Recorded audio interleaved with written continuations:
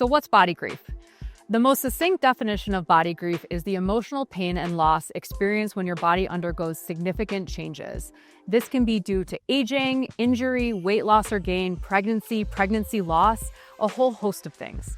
I've encountered it in numerous ways throughout my life, but the way in which it was brought to my attention in sort of a forced way was through the injury that I sustained as an equestrian.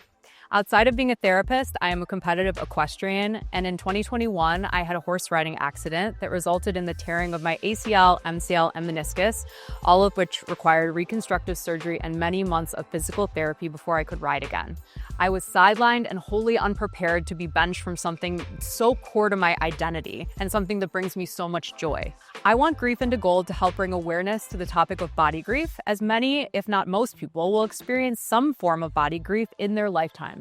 I want to help normalize the idea that our bodies will change over the course of our lifetime as we age, have mental health issues, suffer injuries, losses, become ill, have kids, etc. I want to provide my clients the support that I wish I had on my own healing journey. I want to help people find their peace in their ever-changing bodies, from pain to power and from grief into gold.